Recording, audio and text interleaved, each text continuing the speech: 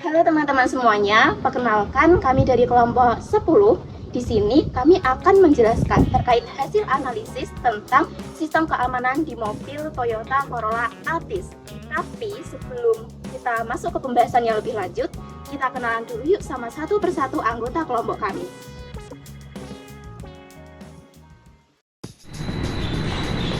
Halo teman-teman, namaku Cynthia Nur Halimah.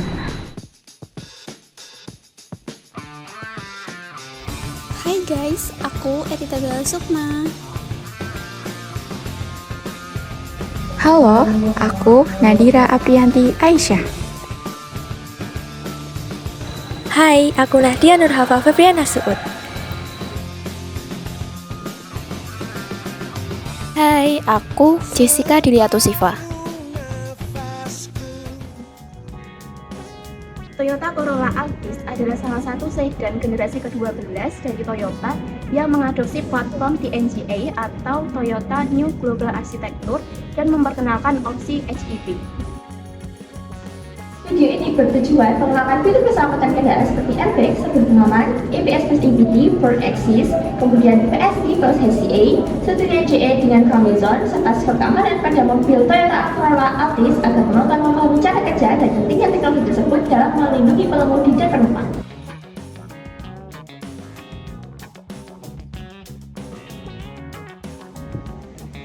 Yang pertama yaitu 7 titik airbag di kabin.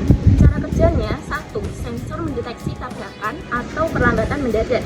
Kedua, ECU memutuskan apakah airbag harus dibuka. Kemudian yang ketiga, igniter memicu reaksi kimia yaitu menghasilkan gas nitrogen. Yang keempat, kantung udara mengembang dalam kurang lebih 0,03 detik. Lalu yang terakhir, yang kelima, airbag menahan tubuh lalu perlahan mengempis. Yang kedua yaitu kaitan dengan impuls dan momentum, yang mana airbag ini lebih erat kaitannya dengan impuls, yang secara hukum menjelaskan kalau impuls yang diterima benda itu sama dengan perubahan momentum.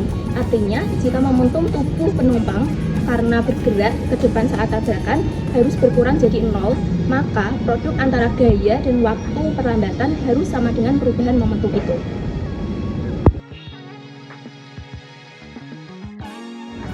Oke, yang kedua yaitu sabuk pengaman dengan pretensioner dan load limit. Yang pertama yaitu cara kerja. Sabuk pengaman biasa bekerja menahan tubuh agar tidak terlempar saat mobil berhenti mendadak. Tapi sabuk biasa bisa membuat dada atau paru-paru cedera jika tarikannya terlalu keras. Nah, di dalam sabuk pengaman ini terdapat pretensioner. Pretensioner ini berfungsi mengencangkan sabuk seketika saat terjadi tabrakan. Kemudian, cara kerja pretensioner ini yaitu yang pertama, sensor tabrakan memberi sinyal ke pyrotechnic device atau seperti inflator kecil. Kemudian yang kedua, mekanisme ini menarik sabuk dengan cepat, yaitu sabuk melekat erat ke tubuh, kemudian mengurangi gerakan ke depan. Kemudian, manfaat dari pretensioner ini yaitu penumpang langsung tertahan sejak awal tabrakan. Kemudian di dalam sabuk pengaman ini juga terdapat load limiter. Load limiter ini berfungsi mengatur daya tarik sabuk agar tidak terlalu besar. Kemudian cara kerja load limiter ini yaitu di dalam pengunci sabuk terdapat mekanisme pegas atau torsi yang memungkinkan sabuk memberi sedikit kelonggaran setelah menahan puncak gaya. Kemudian dengan begitu sabuk akan melepas sedikit sehingga gaya maksimum ke dada lebih kecil. Kemudian manfaat dari load limiter ini yaitu mengurangi risiko cedera dada dan tulang rusuk. Kemudian selanjutnya yaitu kaitannya dengan impuls momentum. Pretensioner ini memastikan tubuh cepat tertahan sehingga perubahan momentum bisa dikontrol sejak awal. Kemudian pretensioner juga mengurangi slack sabuk. Setelah pretensioner bekerja, load limiter membiarkan sabuk sedikit mengulur. Hal ini memperpanjang lagi waktu pelambatan atau delta T yang kemudian menurunkan gaya puncak atau Fmax ke dada. Yaitu sistem rem ABS, EBD, and brake assist. Yang pertama yaitu cara kerja sistemnya. 1. Saat pengemudi menginjak rem mendadak atau panic braking, sensor pada pedal rem mendeteksi injakan yang sangat cepat. Sistem brake assist atau BA ini segera aktif untuk meningkatkan tekanan hidrolik rem secara otomatis, yang kemudian memberikan gaya pengereman maksimum meskipun pengemudi tidak menekan pedal hingga penuh. Yang kedua, kemudian sistem ABD atau Electronic Brake Force Distribution mulai bekerja dengan mendistribusikan tekanan rem ke setiap roda secara proporsional. Roda depan yang menanggung beban lebih besar Saat deselerasi, mendapat tekanan rem lebih tinggi, roda belakang diberi tekanan lebih rendah agar tidak terkunci. Hal ini menjaga keseimbangan dan stabilitas mobil selama pengereman. Yang ketiga, selanjutnya, ABS atau Anti-Lock Braking System memastikan roda tidak terkunci selama proses pengereman kuat tersebut. Sistem ABS memonitor kecepatan putaran setiap roda hingga 15-30 kali per detik. Jika satu roda hampir berhenti berputar, modulator hidrolik otomatis menurunkan tekanan rem pada roda itu, lalu meningkatkannya kembali secara cepat dan berulang. Hasilnya, rem tetap berputar sedikit dan mempertahankan traksi dengan jalan, sehingga kendaraan bisa tetap dikendalikan. Selanjutnya yaitu kaitannya dengan impuls momentum. Secara fisika, sistem pengereman bekerja berdasarkan prinsip F min delta T sama dengan M dikali PI min VF, yang berarti impuls F min delta T mengubah momentum kendaraan atau M min V hingga berhenti. Ketiga sistem ini membantu mengatur kedua faktor tersebut atau gaya F dan waktu delta T agar proses penghentian kendaraan efisien dan aman.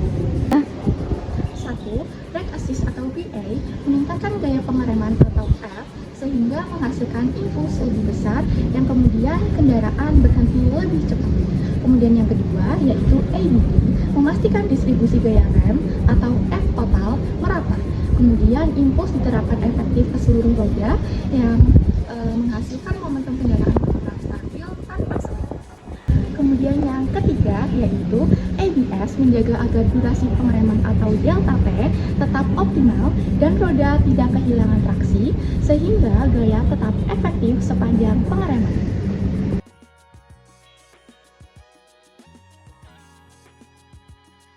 Yang keempat yaitu Vehicle Stability Control atau VSC dan juga Hill Start Assist atau HSA. Yang pertama yaitu Vehicle Stability Control atau VSC. Cara kerjanya itu ketika mobil terdeteksi oversteer, bagian belakang mobil selip keluar tikungan, atau understeer, bagian depan mobil tidak mau berbelok sesuai arah kemudi, maka EQ akan mengurangi tenaga mesin atau throttle. EQ juga dapat mengerem roda tertentu secara selektif untuk mengoreksi arah mobil. Hasilnya, mobil tetap mengikuti jalur yang diinginkan pengemudi sehingga tidak mudah tergelincir. Nah, kaitannya dengan impuls momentum itu ketika kondisi saat mobil berbelok cepat ke jalan licin, ban bisa kehilangan traksi, sehingga timbul resiko slip. Dalam fisikanya, momentum mobil P sama dengan M kali V cenderung membuat mobil tetap bergerak lurus atau hukum inersia. Jika mobil understeer atau oversteer, arah momentum tidak sesuai dengan arah kemudi. Nah, disinilah peran VSC. Dengan mengerem selektif pada roda tertentu, VSC akan memberikan impuls gaya lateral menggunakan hukum inersia I sama dengan F kali delta T yang mengubah arah momentum mobil. Artinya, VSC tidak mengurangi besar momentum terlalu banyak, tetapi mengubah vektor momentum agar mobil kembali ke jalur yang diinginkan. Yang kedua yaitu Hill Start Assist atau HSA. Cara kerjanya itu ketika mobil berhenti di tanjakan, sistem HSA akan menahan tekanan rem beberapa detik setelah pedal rem dilepas. Selanjutnya memberi waktu bagi pengemudi untuk menekan pedal gas dan melanjutkan perjalanan tanpa mundur. Nah, di sini kaitannya dengan impuls momentum ketika kondisi mobil berhenti di tanjakan. Tanpa HSA, ketika rem dilepas, gaya gravitasi akan memberikan impuls ke arah belakang. Mobil mundur hingga momentum ke bawah.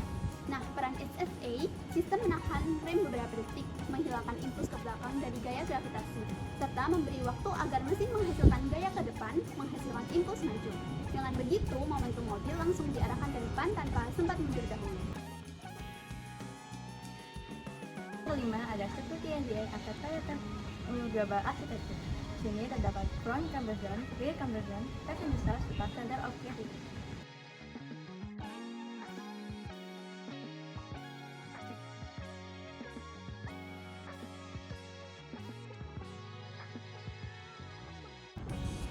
Skor keamanan Toyota Corolla Altis.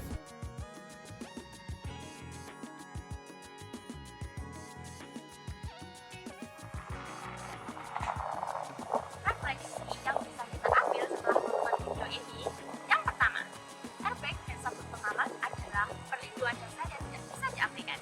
Yang kedua, yaitu sistem ABS, EBD, dan brake assist membuat saya sadar bahwa teknologi pengereman sangat krusial dalam kondisi darurat. Yang ketiga, yaitu VSC and HCA, memperlihatkan yaitu Security NGA dengan Crumble Zone, menunjukkan bahwa keselamatan sudah dipikirkan sejak tahap desain kendaraan. Dan yang kelima, yaitu skor keamanan menjadi bukti nyata yang membantu kita memilih kendaraan yang lebih aman. Yang keenam dan yang terakhir sekaligus, yaitu secara keseluruhan, saya menyadari fitur-fitur ini bukan sekedar tambahan, melainkan faktor penyelamat nyawa yang harus dihadapi. Nah, untuk kesimpulannya, keseluruhan sistem keamanan pada Toyota Corolla Altis bekerja secara sinergis antara teknologi pencegahan kecelakaan dan perlindungan saat kecelakaan. Dengan demikian, sistem ini meningkatkan stabilitas, mengurangi risiko cedera, serta melindungi pengemudi dan penumpang secara optimal dalam berbagai kondisi berkendara. Sekian video dari kami. Wassalamualaikum warahmatullahi wabarakatuh.